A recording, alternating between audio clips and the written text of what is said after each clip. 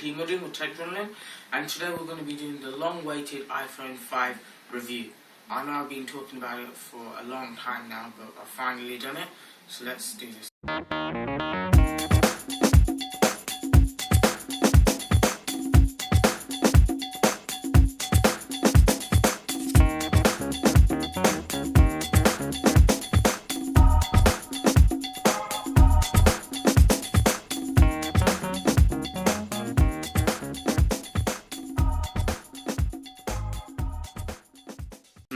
With Techdrenaline, and today we're going to be doing the iPhone 5 review.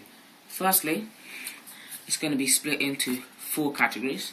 There'll be hardware, software, camera, speed, and a verdict right at the end. So let's get on to the hardware.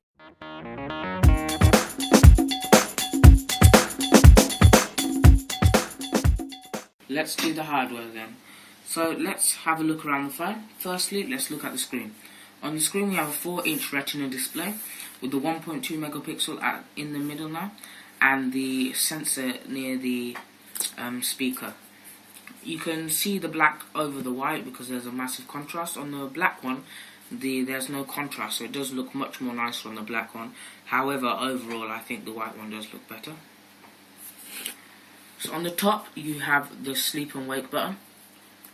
On the side, you have the white antennas now, and you have the silence button and the volume rocker. On the bottom, you have the 3.5mm headphone jack, you have your lightning connector, and your mics and speakers. On this side, you have your nano SIM tray, and on the back, you have 2 pieces of glass. You have your aluminium middle, which does not stop that many fingerprints as I thought it would. However, there's an 80% less chance of breaking it if it does drop. Your camera, which is an 8 megapixel, has a sapphire lens, a microphone, and a flash. Overall, I'd give this phone 10 out of 10 for its design front, and I think it's one of the best looking phones out at the moment. So let's move on to software.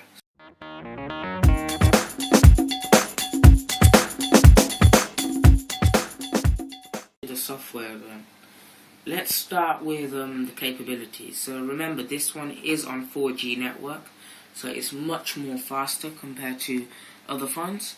It has an Apple A6 chip and a CPU which is a dual core 1.2 GHz, and you have a GPU of Power VR SGX 543 MP3 triple core graphics, which is quite fast. So one thing I'd have to say, it hasn't got quad core, so come on Apple, quad core is out now. You're meant to be one of the best phones out there. You should have had quad core ages ago, but you haven't even got it on your iPhone 5, which we all thought it did, but they kind of disguise it by calling it their own chip setup, so you can't really tell. So yeah, you can get these in 3 types of storages. You can get them in the 16 gig, 32 and 64 gig, and it comes with 1 gig of RAM. This one is 16 gig. I don't see the point of 32. I don't really store that much on my iPhone. It's just for calls, text, a bit of gaming, and that's it really. But I do understand for people who do store quite a lot of stuff on there. So the software it's running now is iOS 6. We'll just have a quick look around iOS 6. Overall, I think iOS 6 is useless, but let's just have a quick look at it. So, let's start off with Siri. Siri is a good feature. I've always liked Siri.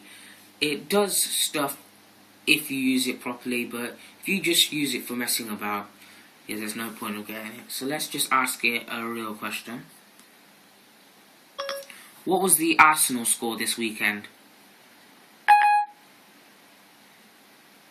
Arsenal beat Sunderland by a score of 1-0 yesterday. So you can see on the front of asking it stuff useful, it will work, and it will work very good. I do like the presentation that it sets out and everything compared to S-Voice or any other thing that's out at the moment. Let's ask it another question. What's the weather going to be like tomorrow?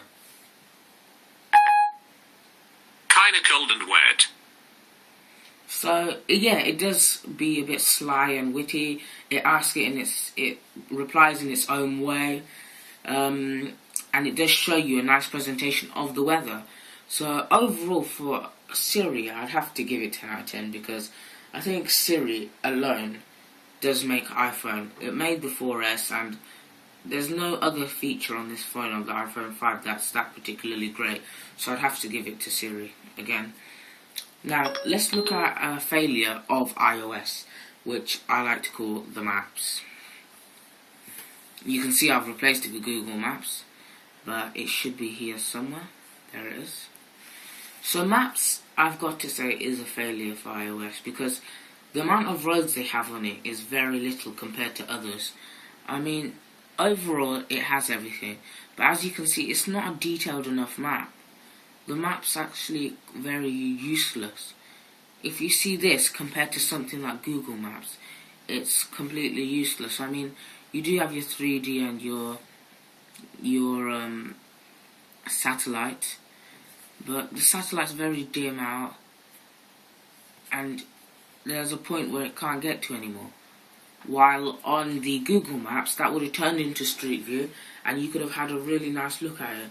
I've got to say, they had to make the transition sometime, so they've made it.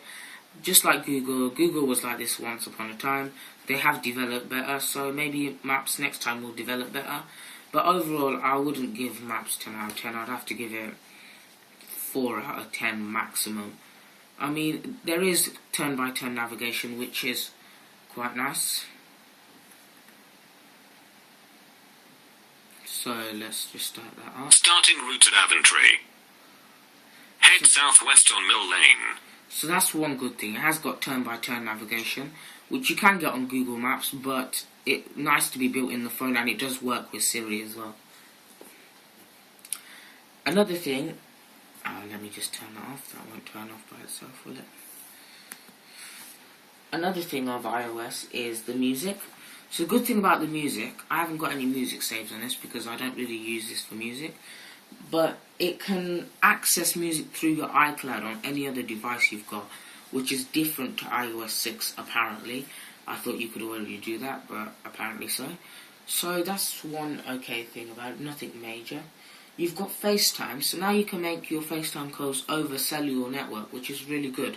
Because, yeah, you'd have to be at home usually to do your Wi-Fi FaceTime, but now it's good that you can do it over cellular. And finally, Safari. So, one new thing about Safari is that you can, if I can find it, you can add stuff to your home screen, which has already been existed, but it gives it out in a nice layout now on iOS 6, so you can send stuff through your mail, your messages, your Twitter, your Facebook, copy, bookmark, add to reading list, print it, which is all really nice, and it's all a new part of iOS 6. So it has developed Safari a bit more, but there's nothing the wow factor to iOS 6. I think it's really stale, boring, and I prefer Android much more better. I mean, yeah, I think Google has saved iOS by releasing Google Maps, which is a nice feature, but no, I don't think iOS is good at all. So, on front of hardware, I mean software, sorry I keep on saying that, I'd have to give it maximum 5 out of 10. So let's move on to camera.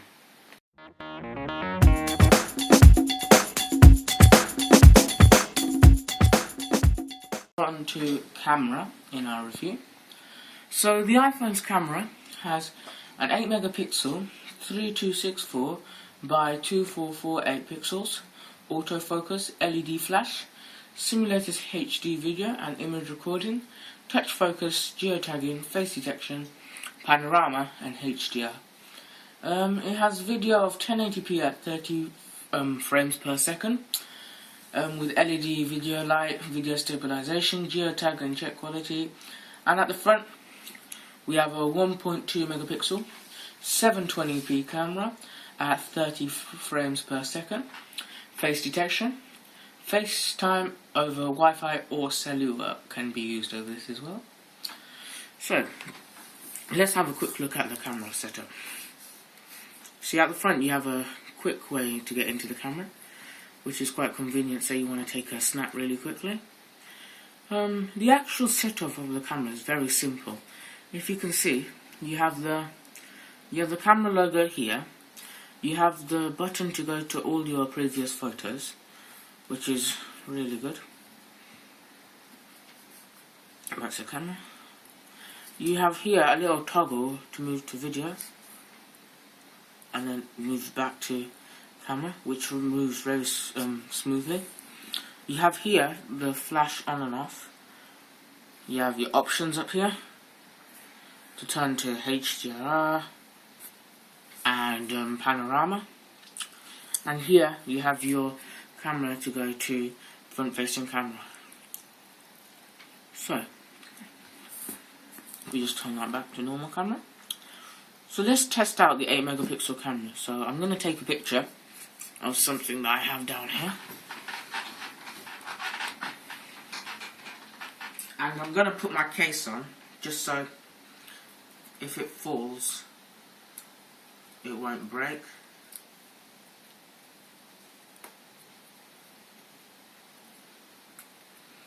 There you go. So I'll take a picture of this mouse then.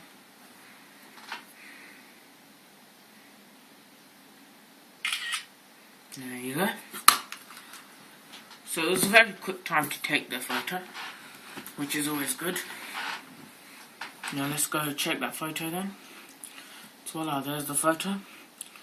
You can see that you can zoom in very well, and it's got a beautiful image, very crisp, and the zoom's really good on this. And it's like good to take like quality pictures. I mean, there's a difference between a camera if you want to take proper pictures and a phone camera, but this phone camera's got a good deal in it. I mean, you could really use it for just like taking pictures of the family, pictures of days out and everything. It's actually a really good camera for stuff like that, but like I say, it's not, obviously you wouldn't replace this with your normal camera. We'll have a look at the front facing camera now actually. If I just go back in camera, turn it over to front facing camera. Now you might be able to see the camera itself. Yeah, there you go. The flash, the light, and you might be able to see me there as well. Yeah, see, it's detecting my face in the camera, which is good. And so the front facing camera is good to make, say, decent FaceTime calls and everything, or just like with Tango or something. So yeah, it's decent for something like that. On the camera front, I'll give the camera, say, I'll be nice here and give it 8 out of 10, because it is a decent camera. It's not got that many settings, but it's simple to use, and that's a good thing. And that's one thing that Apple really do focus on the iPhones. And I say that's why it's one of the greatest phones out there. I mean, that's why it's sold mostly, because it's so easy to get used to and everything. So like I say, I'll give this 8 out of 10 on this round, and we'll move on to the speed test.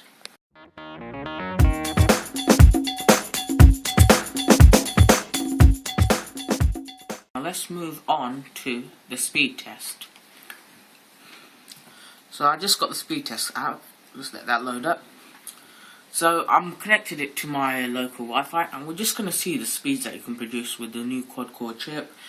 And because the Wi-Fi is the same, we're on 3G network. We haven't used 4G on this because here in Britain there's not that many 4Gs except from E&E. So I guess we'll just use the 3G for now. But for now we're using the Wi-Fi just to see the speeds if they're any good. So we'll just begin the test.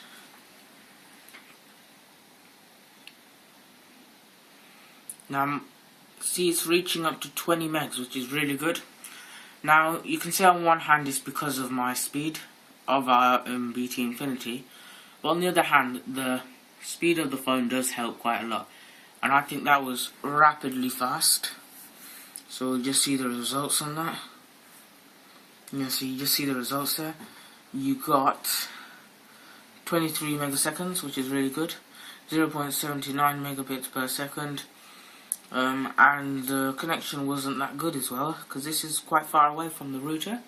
So I think that did amazing. So on this front, I'll give the speed of the phone 10 out of 10, because even though it's not a quad core and it's a dual core with a triple core graphics, it still does very, very good with a 1.2 GHz processor. Okay, now let's move on to the verdict.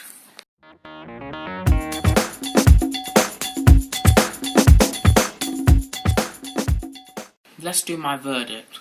We'll start with the bad, as there's not that much to it. So the bad about this phone, I'd have to say, is that it's not got a quad core.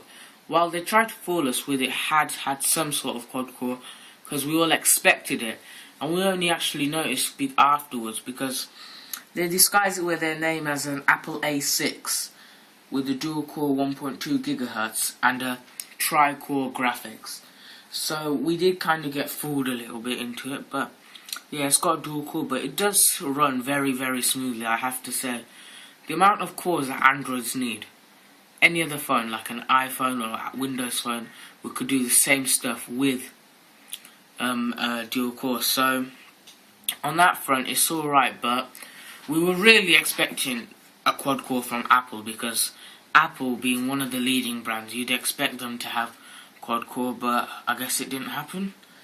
The other bad thing about this phone is, yeah, the iOS is very stale. iOS 6, I think it's the worst operating system out there. I think Windows in some perspectives are much more better.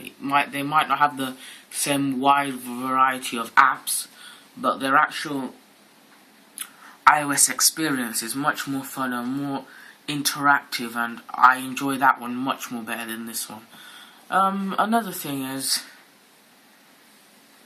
actually I don't think I have anything else bad about the iPhone. I think it's a bit stale and it's not like something that would wow you, but there's not that much to complain about it. I think it's a really nice phone, really good design phone, but I think it needs to be improved in the inside rather than the outside. So for the next 5S or number 6, I'd hope to see that changed.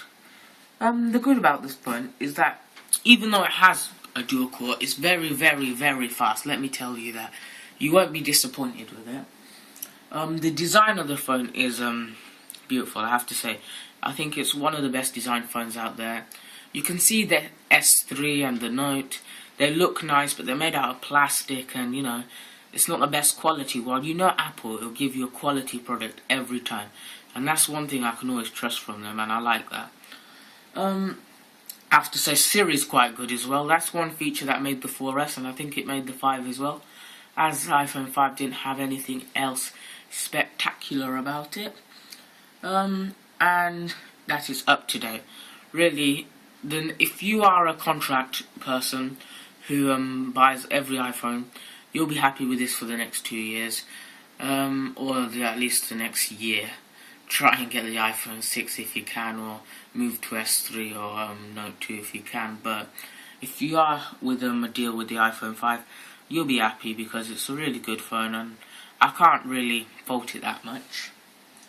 So overall, I'd give the phone 4.5 stars, because it's a good phone, but it's nothing special. They've got no wow factors to this time. So yeah, I'm giving 4.5 stars. So that's the end of my review, guys. There'll be much more reviews to come on other products and all. Keep locked, subscribe and comment, like us on Facebook, follow us on Twitter, and subscribe to our channel. Alright then, see you later, bye.